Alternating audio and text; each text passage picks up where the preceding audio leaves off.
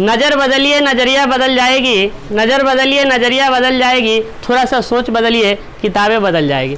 नमस्कार दोस्तों, और बहुत दिनों के बाद फिर आप लोग के सामने फिर एक बार लाइव हो चुका हूं। और देखिए आज आप लोग के लिए थेल्स स्प्रे में लेकर आया हूं, जो हर बार यह एग्ज़ाम में पूछा जाता है। इसको ध्यान से देखते चलिए और जहां दिक्कत हो वह जो है आप कमेंट में पूछते चलिएगा और आपको बताया जाएगा। देखिए बिना देरी किए चलते हैं और देखिए सवाल क्या कह रहा है। थेल्स स्प्रे में है, इसमें क्या कह रहा है कि एक त्रिभुज की एक भुजा के समांतर, ठीक है। तो कभी भी थेल्स स्प्रे में का सवाल रहे, त्रिभुज चैप्टर का सवाल रहे, पूरा पढ़िएगा, हेरा जाइएगा, है ना। भले आप मेला से निकल कर चल रहे हैं, मेला में न हेराए और पक्का इस सवाल में हेरा जाइएगा, इसलिए न हेराए, इसलिए थोड़ा थोड़ा पढ़िए, है ना। क्या कह रहा है, एक त्रिभुज, इतने पढ़िए, ठीक है। एक त्रिभुज, तो देखिए हम क्या करते हैं, एक त्रिभुज बना लेते हैं, ठीक है। आप लोग के लिए एक त्रिभुज बना लिए, आप लोग को दिखाई भी दे रहा है। एक त्रिभुज बना लिए। अब नाम के रहा बात, तो नाम कुछ दे दीजिए, कोई दिक्कत नहीं है। ए बी सी नाम दे दिए, पूरा नहीं पढ़े हैं, ध्यान से सुनिएगा, है ना। तो देखिए क्या पढ़े हैं, एक त्रिभुज, ठीक है। एक त्रिभुज, तो त्रिभुज बना लिए और नाम ए बी सी दे दिए, ठीक। अब कह रहा है एक त्रिभुज की एक भुजा के समांतर खींची गई रेखा। तो समझिए कि त्रिभुज में 3 ठो भुजा, तो इसमें क्या है, कोनो एक भुजा के समांतर रेखा खींचिए। तो त्रिभुज में 3 गो भुजा, एगो इधर से, एगो इधर से, एगो उधर से, 3 गो हो गया ना, इधर से उधर से इधर से, 3 ठो हो गया। तो ई में क्या करना है से देखिए, इसमें क्या करना है, जो कोनो क्या कर रहा है कि किसी एक भुजा के समांतर, तो समझ लीजिए एक समांतर, इसी के समांतर क्या करते हैं, एक रेखा खींचते हैं। जब ई रेखा खींचते, थोड़ा सा टेढ़ा हो गया, दिक्कत ना होना चाहिए। एक रेखा जो खींचे, तो क्या कह रहा है, एक त्रिभुज के एक भुजा के समांतर खींची गई रेखा। अब इसका जब रेखा खींच लिए, इसका नाम दे दीजिए, इसका नाम दे दीजिए डी, इसका नाम दे दीजिए ई। तो खींची गई रेखा, अन्य 2 भुजा, देखिए क्या कह रहा है, अन्य 2 भुजा, तो एगो था ए बी और एगो था ए सी।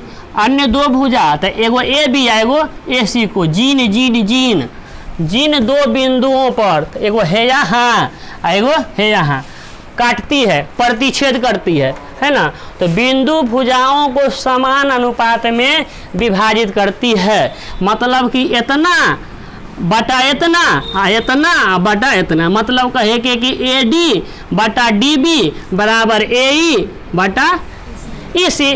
तो इसी को हमको साबित करके दिखाना है।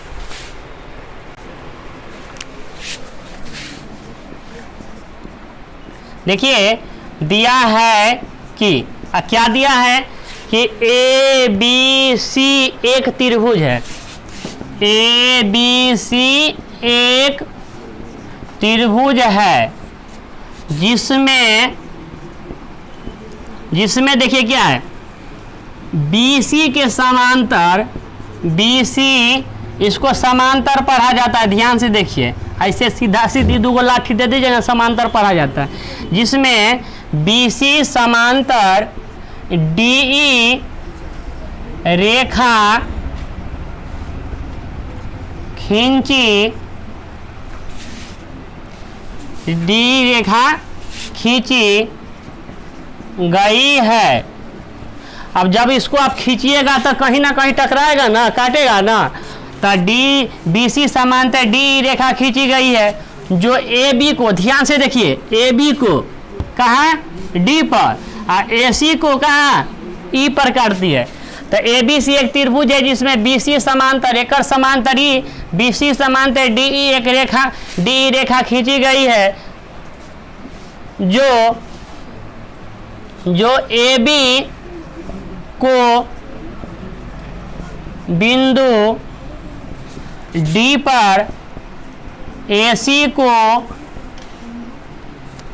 को बिंदु E पर काटती है। इसी को बोला जाता है काटती है या प्रतिच्छेद करती है, एक के बात है, काटती है या प्रतिच्छेद करती है। हो गया। तो साबित करना है, तो साबित करना है कि, तो साबित करना है कि, अब देखिए क्या साबित करना है। साबित करना है आपको, क्या कहता है, यानी कि भुजा जो समान अनुपात में विभाजित होती है, समान अनुपात में विभाजित होती है। कहे के मतलब इतना अब बटा इतना बराबर इतना बटा इतना। तो ए डी बटा डी बी इजिकल टू ए ई बटा ई सी, यही हमको साबित करना है। देखिए रचना, अब रचना में चलते हैं।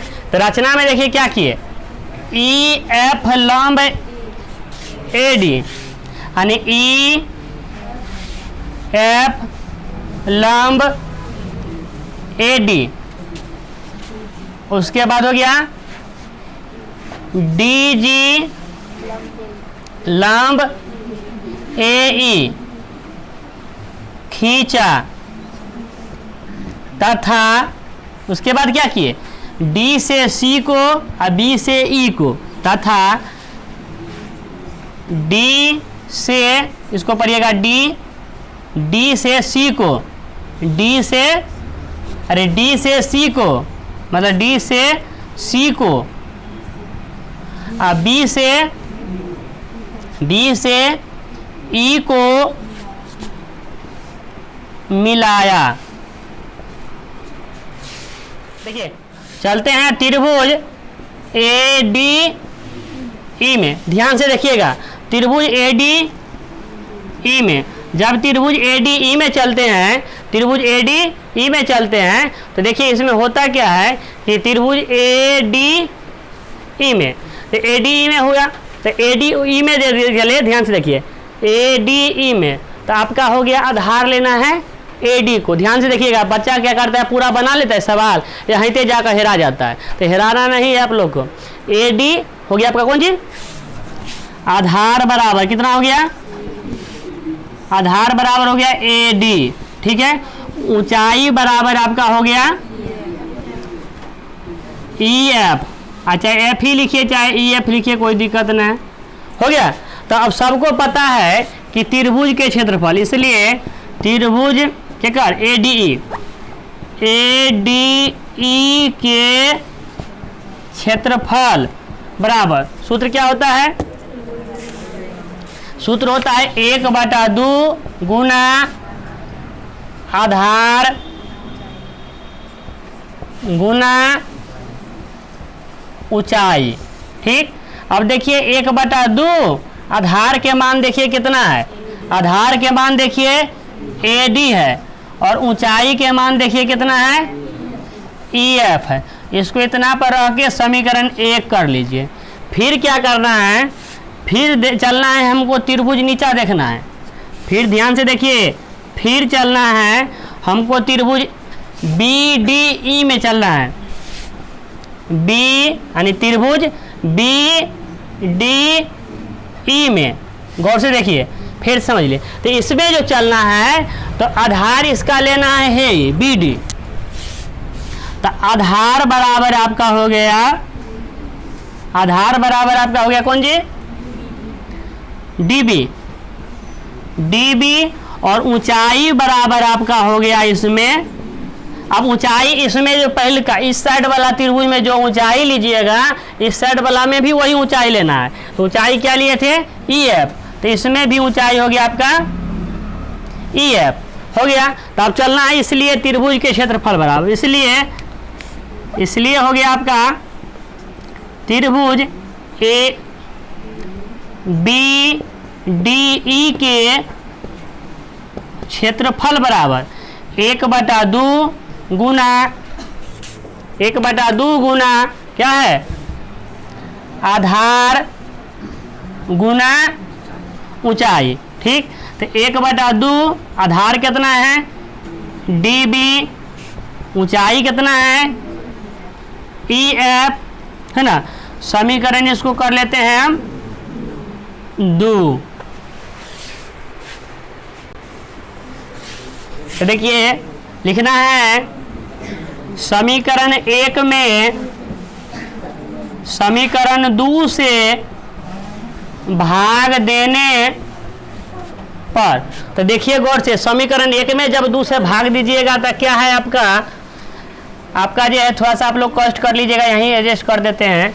तो ये हो गया त्रिभुज ADE के क्षेत्रफल, त्रिभुज ADE के क्षेत्रफल बट्टा त्रिभुज BDE के क्षेत्रफल, त्रिभुज BDE के क्षेत्रफल। तो देखिए गौर से, ADE के क्षेत्रफल कितना आइए ना है, तो इसको ऊपर में लिख लीजिए 1/2 गुना AD गुना EF, और उसके बाद नीचा में बट्टा दीजिए, इसको लिखिए 1/2 गुना DB गुना EF। अब करना क्या है, अब EF जो है इसमें जो सब कटने वाला उसको काट दीजिए, तो 1/2 और 1/2 कट गया, और EF और EF कट गया।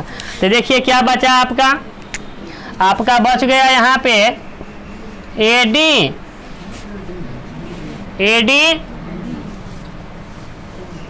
AD बटा DB। यह समीकरण आपका हो गया है, तो 2 तो हो ही गया था, अब यह हो गया समीकरण 3। यहाँ तक अभी भी आपको कोई दुख दर्द कष्ट पी रहा है तो अब बताइए। देखिए सवाल को समझते चलिए, फिर देखिए आगे बढ़ते हैं। अब देखिए क्या कर रहा है, अब फिर चलना है हमको त्रिभुज ADE में। ADE में देखिए, ADE में अब ध्यान से देखिए, हम पहले क्या किए थे, इधर लिए थे आधार लिए थे, अब आधार इधर चलना है ना, इधर लिए थे अब इधर चलना है। आधार हम पहले AD लिए थे, अब आधार लेंगे AE। ऊंचाई लिए थे इसमें, ऊंचाई इसमें लिए थे EF, इसमें लिखना है, इसमें DG ऊंचाई लेना है, DG ऊंचाई ले लिए। अब इसका क्षेत्रफल हो जाएगा त्रिभुज ADE के क्षेत्रफल। ध्यान समझिए, दिक्कत होगा तो इसको पूछिएगा फिर से। देखिए अब E हो गया AE, गुना हो गया DG, समीकरण आपका हो गया, इससे पहले आपका 3 तक हो गया था, यह चौथा हो गया। फिर चलते हैं अब लिचलक्का त्रिभुज देखिए, यानी कि DEC में, फिर चलना है त्रिभुज DEC में। तो आधार आपको लेना है आधार लेना है EC, और ऊंचाई जो है पहलुका त्रिभुज में इससे पहले जो लिखे हैं ऊंचाई क्या लिखे हैं DG, तो ऊंचाई आपको DG ही लेना है। ठीक, अब इसलिए त्रिभुज DEC के क्षेत्रफल 1/2 गुना आधार क्षेत्रफल, त्रिभुज के नाम कुछ बदल जाए क्षेत्रफल वही लगेगा। इसका बैठा दीजिए EC, यहाँ हो जाएगा DG। समीकरण आपका हो गया, यहाँ 4 था, यहाँ 5। और समीकरण 4 में समीकरण 5 से भाग देने पर, तो अब भाग ऐसा दीजिए कि बगल वाला को भी पता ना चले। त्रिभुज ADE के क्षेत्रफल बटा, देखिए यहाँ पे त्रिभुज DEC के क्षेत्रफल, त्रिभुज DEC के क्षेत्रफल। ध्यान से देखिए, अरे ऊपर वाला के क्षेत्रफल देखिए गौर से, ऊपर वाला कितना निकला है ना, 1/2 गुना AE गुना DG, और नीचा वाला का देखिए कितना निकला है 1/2 गुना EC गुना DG। अब देखिए करना क्या है, इसमें जो कटने वाला है उसको काट दीजिए, 1/2 कट गया, और DG कट गया। आपका बच गया कितना, AE बटा EC। यह समीकरण आपका यहाँ 5 होल था, यह समीकरण आपका 6 हो गया। देखिए अब करना क्या है, लिखना है, चूंकि और इसलिए है ना, क्या है त्रिभुज, देखिए पहले लिखना है BDE, त्रिभुज BDE, और त्रिभुज इसका नाम लिखना है DEC, DEC एक ही आधार पर स्थित है। जब एक ही आधार पर स्थित है, इसलिए आपका क्या हो जाएगा, दोनों के क्षेत्रफल बराबर हो जाएगा। इसलिए त्रिभुज त्रिभुज ये दोनों का क्षेत्रफल लिख दीजिए। इसलिए त्रिभुज BDE के क्षेत्रफल बराबर त्रिभुज, इसका लिखिए DEC के क्षेत्रफल। ठीक, दोनों का क्षेत्रफल बराबर होगा, दोनों का क्षेत्रफल। जब देखिए आप इससे पहले 9th क्लास में पढ़े थे कि एक ही आधार पर स्थित सभी त्रिभुज का क्षेत्रफल क्या होता है, बराबर होता है ना। अब समीकरण इससे पहले आप देखिए समीकरण तीसरा 3 और वर्तमान में देखिए एक बोर्ड पर लिखा हुआ है समीकरण 3 और 6 से। तो तीसरा क्या था आप उसको देखिए, तो तीसरा देखिएगा तो था आपका AD बटा DB, तो AD बटा DB और बराबर हो जाएगा आपका छठा जो है क्या है AE बटा EC। इस तरह आपका थेल्स प्रमेय प्रूव्ड हो गया।